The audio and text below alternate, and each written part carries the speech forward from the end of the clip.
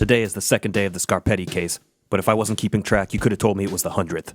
This was supposed to be a cut and dry job. A young barn burner wanted me to check out her old man and make sure he wasn't two-timing.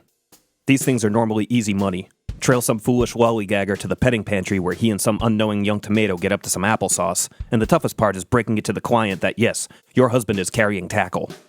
Mrs. Scarpetti informed me that her husband had been all, he'll be right back, 4 or 5 nights a week, and cabbage had been tight ever since. The signs were there. But this case is different.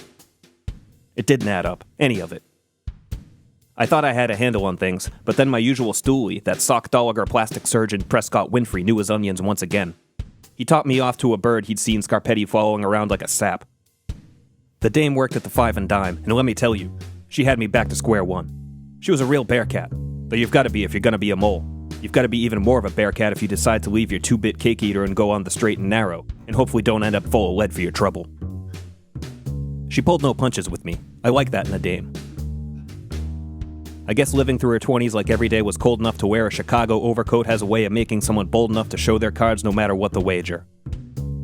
I had her dead to rights, and she knew it. Before her shift, I saw her making nice with old man Scarpetti, and I figured that I'd found the young lady that the palooka had been stepping out with. So I kept my distance, and when she put on her apron, I stormed into the Five and Dime. She took very little persuading. As soon as she knew why I was there, she sang like a canary. She was on the outs with the chopper squad, and it turns out that Scarpetti was there on the behalf of her former flame, a goon that rolls around town packing heat and looking for a fight with anyone who looks at him like a low-life Derek. Turns out Scarpetti wasn't cheating on his old lady with some floozy. He was cheating on his old lady with a bunch of no-good hatchet men, thinking he could play cops and robbers with the real robbers. He's running his saucebox all over town like a pretzel bender. No doubt they're fleecing this poser and treating him as their own butter and egg man.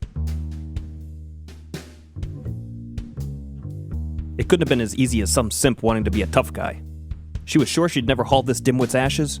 She was sure, she said. She said she would remember if that had ever happened. She had been on the arm of Rudy the Legman for a few years, but she never stooped to dalliances with half-rate never-would-bes. At that moment, I truly felt sad for all involved, but mostly embarrassed for the pitiful Mr. Scarpetti and his poor wife, who would have to find out how big of a loser she married. I said I had to iron my shoelaces, and I slinked out of there.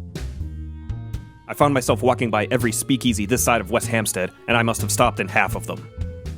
Just how was I supposed to tell sweet Mrs. Scarpetti that her husband didn't have a squeeze on the side, but that he was a zib who thought he could keep up with the big kids?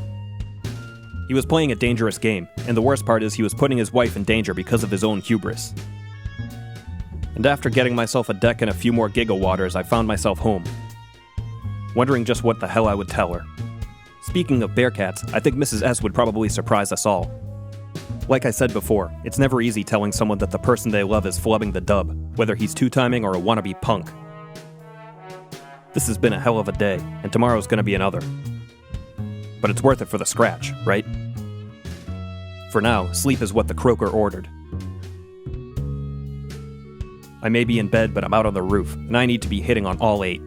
Tomorrow I'll tell her, your husband ain't cheating, but he sure is a rube. I should write that down.